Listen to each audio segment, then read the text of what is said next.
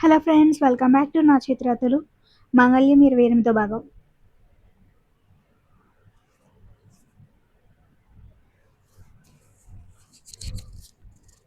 అభి వాళ్ళు వెళ్ళిపోగానే పెళ్లి విషయం తెలిసి శ్రావణి అమ్మ నాన్న అన్నయ్య వచ్చారు మాధవరావు ఇంటికి. సరైన శ్రావణి మీద బాగా కోపడి మాధవరావు వరుణ్తో గొడవ పడ్డాడు. శ్రావణి అమ్మ నాన్న కూడా తనని బాగా తిట్టినా పెళ్ళైపోయింది కాబట్టి జాగ్రత్తగా ఉండమని చెప్పి వెళ్ళిపోయారు. వాళ్ళ మాటలు కొంచెం కూడా పట్టించుకోలేదు శ్రావణి. బెడ్ మీద కూర్చుని అభి తనని కొట్టడమే మళ్ళీ మళ్ళీ గుర్తు చేసుకుంటుంది. అప్పుడే వరుణ్ వచ్చి, నీకు ఇలా చేయడానికి మనసులా ఒప్పింది శ్రావణి. అలా పెద్దమ్మ అన్నయ్య వాళ్ళని ఆస్తంతా లాక్కోవడానికి నీకే హక్కుంది అన్నాడు కోపంగా. అప్పటికే జరిగిన వాటితో విసుగొచ్చేసింది ఆమెకి. అదంతా నాకేం తెలియదు వరుణ్. తేజు అన్నది మర్చిపోయావా? మీ నాన్న తమ్ముడు ప్లాన్ వేసుకున్నారు. నాకేం తెలీదు అంది. మరి పెళ్లి గురించి అన్నయ్యకి ముందే ఎందుకు చెప్పలేదు అని అడిగాడు. చెప్తే ఒప్పుకుంటాడా? అసలు జరగనివ్వడు. ఆ విషయం నీకు తెలీదా? అందుకే చెప్పలేదు అంది చిన్నగా, అతనితో వాదనకి దిగే ఆలోచన లేక. నిజమే అనుకున్నాడు వరుణ్. శ్రావణిని చూసి పాపం అనిపించింది. ఆయింట్మెంట్ తీసుకొచ్చి బొగ్గ మీద రాయబోయాడు. మధ్యలోనే శ్రావణి ఆ ఆయింట్మెంట్ తీసుకుని నేను రాసుకుంటానులే అంది. అతనికి అర్థమయ్యి తనకి కాస్త టైం ఇవ్వాలనుకుని, సరే రాసుకుని టాబ్లెట్ వేసుకో, పెయిన్ ఉండదు అని బయటకు వెళ్ళిపోయాడు. పెళ్ళైతే చేసుకుంది కానీ తనకి వరుణ్ దగ్గరగా ఉండడం నచ్చలేదు ఆమెకి. ఎందుకంటే ఆమె అమ్ము డబ్బుని మాత్రమే కాదు, అభిని కూడా ఇష్టపడింది. మంచివాడు, అందగాడు, బాగా చదువుకున్నాడు, డబ్బుంది, పైగా తనంటే పిచ్చి ప్రేమ. ఇంకేం కావాలి ఇష్టపడకపోవడానికి? అభిని చూసినప్పుడల్లా తన కళ నెరవేరుతుందని సంబరపడేది. ఆ కళ తానొక గొప్పింటి కోడలు కావాలని. ఆమె ఉద్దేశంలో గొప్ప అంటే బోల్డంత డబ్బు. శ్రావణి తండ్రి పిల్లలు బాగా చదువుకోవాలని తన శక్తికి మించి పోరాడి పెద్ద కార్పొరేట్ స్కూల్లో జాయిన్ చేశాడు శ్రావణిని శరణ్ని.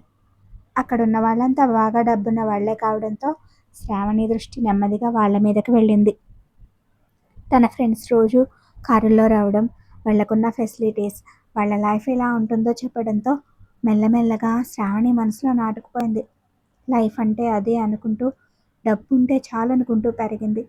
ఎదిగే కొద్దీ డబ్బు మీద వ్యామోహం కూడా అలాగే పెరుగుతూ వచ్చింది.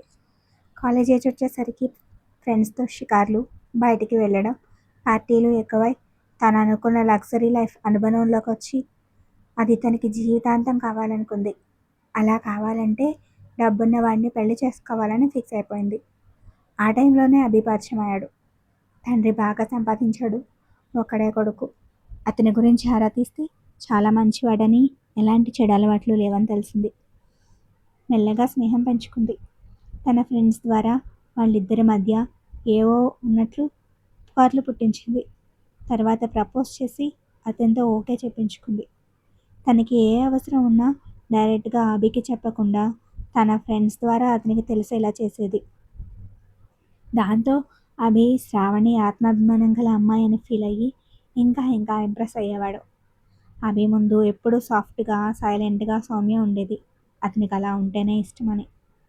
ఎప్పుడూ అతనికి దగ్గర అవ్వడానికి కూడా ప్రయత్నించలేదు, తనని ఎక్కడ వేరేగా అర్థం చేసుకుంటాడో అని. బీటెక్ అవగానే ఎంఎస్ చేయడానికి యూఎస్ వెళ్ళింది.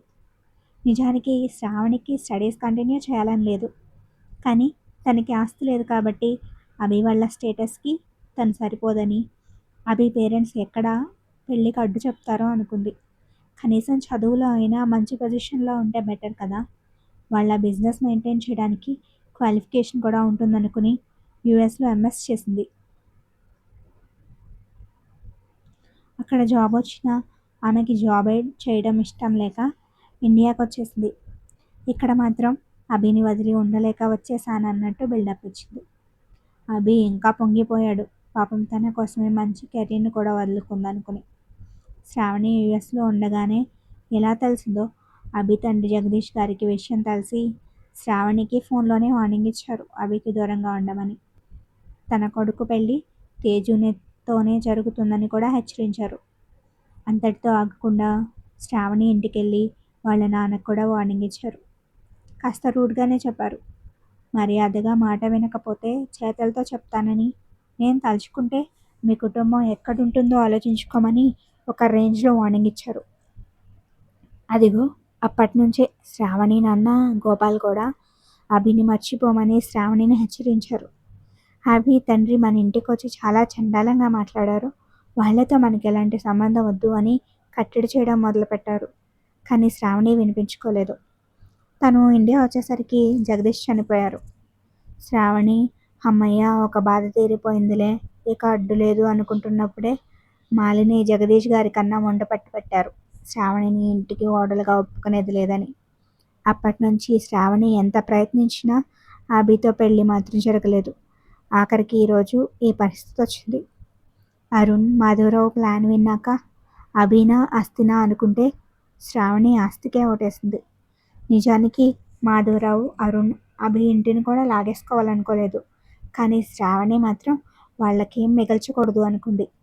జగదీష్ తనకి తన కుటుంబానికి ఇచ్చిన వార్నింగ్, మాలిని బెదిరింపులు, తన పెళ్లికి అడ్డుపడి తన 4 ఏళ్ల కష్టాన్ని నాశనం చేసినందుకు ఆవిడ మీద పగ, తనని కొట్టినందుకు తేజు మీద కోపం కూడా పెంచుకుంది.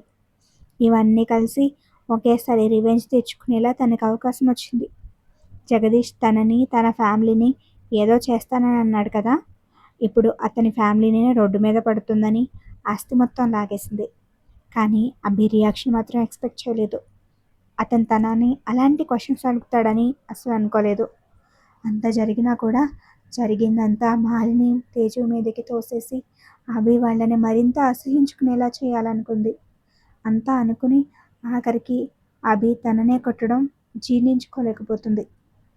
అభిని వదలను అంది కదా తేజు, అతని దగ్గర ఏం లేకపోయినా కూడా అతనితోనే ఉంటుందా? నెవర్ అని ఆలోచన కూడా వచ్చింది శ్రావణికి. అసలు ఇప్పుడు వాళ్ళు ఎక్కడున్నారో అనుకుంది. మనిషి ఎంత హీనస్థితిలో ఉన్నా చిన్న ఆశ అతన్ని ముందుకు నడిపిస్తుంది. ఆ ఆశే బ్రతకడానికి వెలుగునిస్తుంది.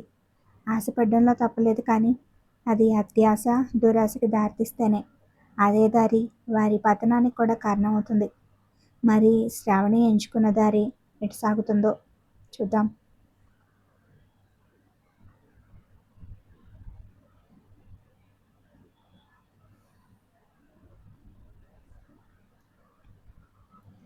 తేజు వంట చేస్తుంటే లక్ష్మి సాయం చేస్తుంది.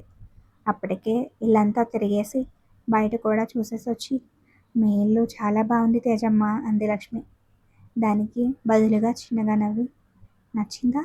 మా నాన్నే సెలెక్ట్ చేశారు ఈ ఇల్లు అన్నట్టు, భోజనాలు అయిపోయాక నువ్వు కొన్ని రోజులు అత్త రూమ్లోనే పడుకో లక్ష్మి, నిద్రపోయేదాకా ఏదో కబుర్లు చెప్తూ ఉండు, నేను అమ్మ దగ్గర పడుకుంటాను అంది తేజు. అలాగే, కానీ మరి చిన్నబాబు తేజమ్మ ఎలా ఉన్నారు? వచ్చినప్పటి నుంచి కిందకి దిగలేదు. కొన్ని రోజులు అతన్ని అలాగే ఒంటరిగా వదిలేయాలి. ఆ ఒంటరితనంలోనే అతనికి అతనే తెలుసుకోవాలి తను ఏం తప్పు చేశాడని. 2 రోజులు చూద్దాం, అప్పటికి అలానే ఉంటే ఏదోటి చేయాలి అనుకుంది తేజు. వంట అవగానే హాల్లోకి పిలవకుండా భారతికి భోజనం పంపించి మాలినికి తీసుకొచ్చింది. ఆకలి లేదు వద్దన్నా వినకుండా బ్రతిమాలి బలవంతంగా తినిపించింది తేజు. మాలిని తినేశాక అభి కోసం భోజనం ప్లేట్లా పెట్టింది. అతను తింటాడన్న నమ్మకం లేదు, కానీ మధ్యాహ్నం కూడా తినలేదు అనుకుంటూ మాలిని తీసుకుని నెమ్మదిగా మెట్లు ఎక్కించి తన రూమ్లోకి తీసుకెళ్ళింది. లైట్ కూడా వేసుకోలేదు, కిటికీలు మూసే ఉన్నాయి. వంశీ తీసుకొచ్చి బెడ్ మీద కూర్చోబెడితే అలా పడుకుండిపోయాడు అంతే. లైట్ వేసింది తేజు. ఎప్పటి నుంచి ఏడుస్తున్నాడో, కన్నీటి చారికలు బుగ్గల మీద కనిపిస్తున్నాయి. మొహం ఉబ్బిపోయింది, కళ్ళు ఎర్రగా అయిపోయాయి. అభిని అలా చూసి వారిద్దరు గుండెలు తరుక్కుపోయాయి. మాలిని కన్నీళ్లను ఆపుకుంటూ అభిని లేపారు. భోజనం తినిపించబోతే వద్దన్నాడు. అరగంట బ్రతిమాలి నోటి దగ్గర పెడితే 2 అంటే 2 ముద్దలు తిన్నాడు. తేజు గబగబా కిందకి వెళ్ళి పాలు తీసుకొచ్చింది. వద్దన్నా వినకుండా అతి కష్టం మీద గ్లాస్ మొత్తం తాగించారు మాలిని. నిద్ర మాత్రల మత్తు వల్ల కాసేపటికి పడుకుండిపోయాడు. కాసేపు కడుకుని చూస్తూ కన్నీరు కార్చారు మాలిని. అత్త ప్లీజ్, నువ్వు కూడా ఏడుస్తూ ఉంటే ఇక అతన్ని ఎవరు ఓదారుస్తారు అంది తేజు. ఒక్కరోజుకే ఎలా అయిపోయాడో చూడు వీడు, ఆ రాక్షసి మీ జీవితాల నుంచి వెళ్ళిపోవాలనుకున్నా కానీ అది ఇలా జరుగుతుందని అస్సలు అనుకోలేదు. దాన్ని అలా వదిలేయకుండా నేను ఏదో ఒకటి చేసి ఉండాల్సింది తేజు. తప్పు చేశాను. దానివల్ల వీడికి ఎంత బాధ అని మాలిని అంటుంటే అభికి జో కొడుతూ ఇద్దరూ అక్కడే నిద్రపోయారు. 4-5 రోజులు గడిచిపోయాయి. ఆ 4 రోజుల్లో అభిలో ఎలాంటి మార్పు లేదు. గదిలో నుంచి బయటికి రాలేదు. ప్రతి పూట తేజు భోజనం తీసుకెళ్ళి తినిపించడానికి చూసినా అభి ఒక పూట బలవంతంగా తినడం గగనం అయిపోయింది. విండోస్ క్లోజ్ చేసి లైట్ కూడా వేయకుండా ఉండటం వల్ల వచ్చింది తల్లి అనుకునేవాడు అభి. అప్పుడప్పుడు వంశీ, మాలిని, భారతి మాట్లాడడానికి ప్రయత్నించినా ఆవులు తప్ప సరిగ్గా మాట్లాడింది లేదు. తేజు బట్టుబట్టి రోజు రాత్రి పాలలో నిద్రమాత్రలు ఇవ్వడం వల్ల కనీసం కంటి నిండా నిద్రైనా పోతున్నాడు.